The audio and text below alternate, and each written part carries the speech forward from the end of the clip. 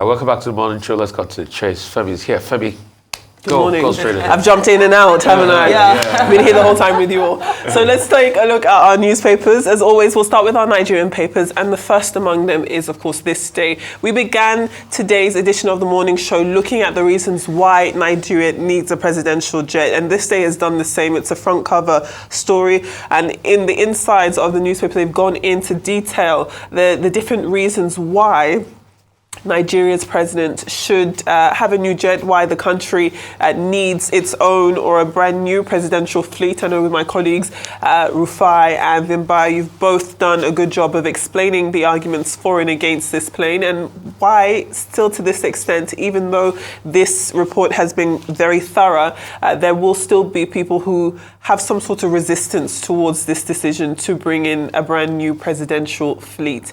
In addition to that story on the front cover of THISDAY, we'll also take a look at some other Nigerian papers. So if we have now a little sidestep over to the Nigerian Tribune, they take a look at the Borno death toll rising. In addition to that, they're also looking at Atiku and Obi flaying the bomb attacks, US offering its support, and Tinubu, the Nigerian president, assuring citizens of how seriously he's taking security and what plans he has in place to make sure that the people of Borno, that region, and the entire country will be able to enjoy, so that they can feel safe going about their daily business without the threat of religious and extremist violence terrorizing them in their communities. Moving on now from the Nigerian Tribune to the Vanguard, and the Vanguard takes a look at the port authorities and how they are struggling with this cost of living crisis. It's biting them too, and as a result, some 40,000 jobs are at risk in this subsection of the economy. When you take a look at the article itself, it does go on to discuss why it is, how it is that these port authorities are struggling to some extent make ends meet, in the sense that they're not being able to assist with the influx of more activity coming into these ports. The fleets themselves have severely reduced, import duties also reducing, and then that having a knock-on effect on their ability to make payroll, and as a result, 40,000 jobs. I think sometimes we throw these numbers and figures around and we forget that each and every one of those jobs has a person behind them, and a person has a family. There's a knock-on effect. Thank you, Rufai, when you're listening to these statistics. So that is definitely going to be another example of how this cost of living crisis is more than just a catchy saying. It is a harsh reality for many people across all sectors of this country. Let's take another look now at The Guardian.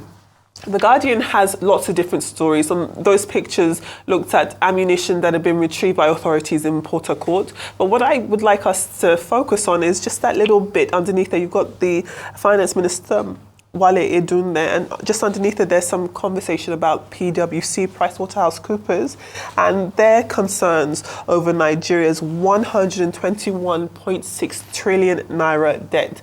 Earlier, at the beginning of the show, Rufai, you were also making comments about Nigeria's debt to GDP ratio, and it seems PwC is also voicing its concerns along those lines there. So those are the 5 Nigerian stories that we'll take a look at just this morning. I know that there's a lot of information there and lots of different stories that we can jump at. I would say consider the newspaper review as a buffet. So what would you like to grab up first? Let me serve myself, number one, Nigerian debt. And I'm also serving myself about the ports. Sounds like breakfast. Breakfast, yeah. I'm adding all my eggs in it and my fruits and all of that. As regards to Nigerian debt, it's a big issue. We're borrowing too much. I mean, the argument is, yes, you need borrowing to be able to buffer the economy and things like that. But for me, how are we spending the money we're borrowing? To a large extent, we're not really spending wisely. And I think I'm able to set out the numbers. We need to be able to get our priority right. And that's why you have economics talk, you know. What's the study of economies? It's about the study of scarce resource and how to allocate the scarce resource. That's just it. Adam Smith in The Wealth of Nations, you know, clearly states how to allocate scarce resource across board. And that's the challenge a lot of economies face. But are we allocating scarce resource effectively in this country? No. Because if we were doing that, that 21 billion that we spent on the presidential VP place will not be a priority. Right. The 90 billion we're spending on Hajj will not be a priority. The over 12 billion we're giving to the National Assembly to build new hospitals and a library will not be a priority. They could have used that money to buffer National Hospital in Guagalada, and ensure that, okay, you improve the unit in such a way that you can have more care for nationals. In fact, they could have even said they want to build a wing for national assembly members in Guags. So these are the things we're not spending effectively, and these are the challenges we're having. So when you look at it, we've increased the debt to GDP ratio to over 50% from about 40% the last time. And what's the knock-on effect on the spending of the economy? We're not seeing anything. So we need to spend effectively, and that's why everybody's talking about the debt. Secondly, 40,000 jobs about to be lost at the port. It's sad because these people have family. Let's say an average Nigerian has a family of 4. 40,000 times 4. You could do the maths, over 160, close to 200,000. Right. These are the jobs we're going to be losing in the space of the economy as we speak. So it's also indicative of the challenges people are facing. Also, there's another story making the rounds in the papers about customs stopping a big barge carrying weapons in. Not just only weapons, but drugs. It blew my mind. Over 1 million bottles of cough syrup with codeine. That's mad high. Just imagine if that 1 million bottles are coming and 1 million young people pop those bottles in, they're high. They'll do anything with weapons like Tomahawk Magnum guns, pop action rifles and the likes. Gun and drugs do not work. Gun and cough syrup with codeine makes you mad. People get killed on the streets. I'm happy the customs stopped it, but it's not just only about the customs stopping it. The customs should get to the root and fish out the people that brought those concessions and the containers of those drugs in. Sure, on both ends. Who's sending it? Who's buying it? Who's buying it? Who's bringing them in? Who's sending them from abroad? Indeed. These are the questions we should ask. And I pray we ask these questions effectively and make this country a better one. I want this country to work. And just to buttress that ammunition was valued at about 13 billion naira. So the question is, who is funding this? Yeah. Because this is no longer the guys we see on motorbikes who are said to just cross the border with small weaponry and so forth, tomahawks and so forth. These are weapons of war that are coming in from a container from Turkey and were hidden inside second-hand clothes. And I believe that they were caught because the containers were taken to a private port, to a bonded terminal. And this is a very well thought out executed plan. 13 billion naira worth of weaponry is absolutely scary. And just very quickly, with PwC, I believe they're raising the red flag because they're saying that Nigeria's debt has currently crossed the legal limit of the Fiscal Responsibility Act 2007 that says 3%. Yeah. And I know that in 2023, the Senate had wanted to review the Fiscal Responsibility Act so that there could be a little bit more flexibility given the times. However, PwC are saying that these are the rules, and according to the rules, we don't make them. You made the rules in 2007. You said it should be a 3% threshold, and we're way above that. Exactly. Well, I'll take one more Nigerian paper before we go off to African ones. And there's one I did leave out. It was the front cover of the Daily Trust. And they're looking at road crashes, road injuries, road accidents that have taken place in Kano, and that how just in that day, 25 people have been killed and 127 injured in road crashes across Kano State. So that's just another instance where I can imagine many people across the country are looking at the different ways that there are discrepancies and areas that need federal and state attention. The quality of roads, making sure that transport can go across peacefully is definitely something that many people want addressed. So from the Daily Trust, which is a Nigerian paper, we'll move on to firstly our first African paper, which is the Daily Graphic of Ghana. And they're taking a look at a profile from its finance minister. And essentially he's been rallying support for an economic upturn. Ghana is one of many African countries that has some form of financial obligation to the International Monetary Fund. And essentially he's seeking ways in which to garner support for Ghana's eventual or hopeful economic upturn.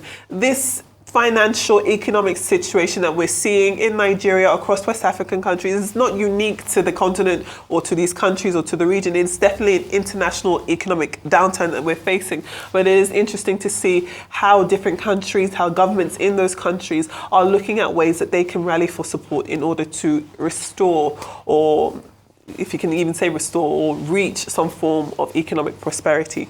Moving from there, from the Daily Graphic of Ghana to the Daily Nation of Kenya, and you've got William Ruto on the front page there, and he's again talking about budget, and the newspaper are accusing his comments of being double speak. Essentially, the president says that the government will need to borrow 1 trillion shillings in order to, I don't even know if you can say circumvent this issue, but that's what this country is going to need in order to get itself back on its feet. But in addition to that, leaning on this headline about doublespeak, President Ruto also directed the Treasury to implement budget cuts across both the national and county governments. And this is an example of his push for more borrowing in order to beat the very purpose which it talks about he needs to push for more borrowing, but that beats the very purpose, it says, which the austerity measures were intended to achieve in the first place. So that's why they're saying that President William Ruto is speaking out of both sides of his mouth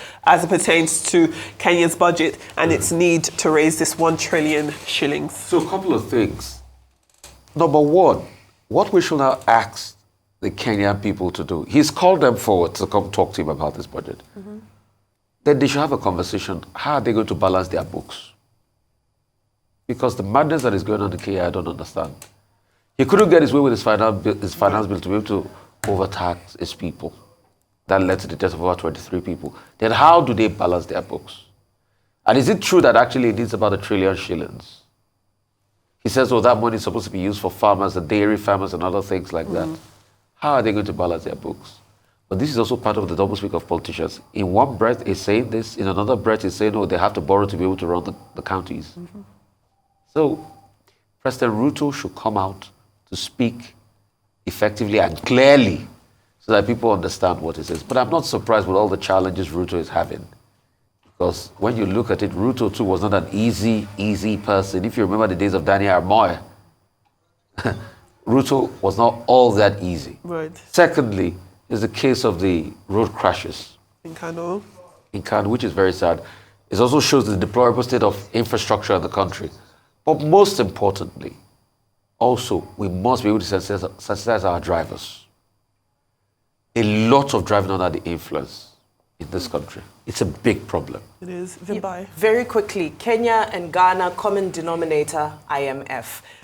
I think, we can talk about this ad nauseum. It's a conversation every day. We look at what's happening in Nigeria. It's an ongoing conversation. Right. The IMF policies, they simply don't work for us. They don't work for us. But in the same breath, I watched that media parlay that he had, and it was a very difficult one for him because I know at some point one of the journalists, very diplomatically said to him, President William Ruto, what do you say to people who feel you don't have a good relationship with the truth? And he says, oh, you guys are just hell-bent on misunderstanding me. So it was a very rough interaction with him. But at the end of the day, you're here trying to tax the poor. Because when you're taxing bread, you're taxing the poor. Yeah. But you're spending $1.5 million on one state trip to go and visit Joe Biden. Come on. Doesn't make sense, does it? It does not make any sense. Influencers, social media influencers. Yes, now. To it. Hey. And Madam too. Yes. Well, that's what we've got for our newspaper review on today's edition of The Morning Show. Well, thank you so much, Hannah. We really enjoyed that.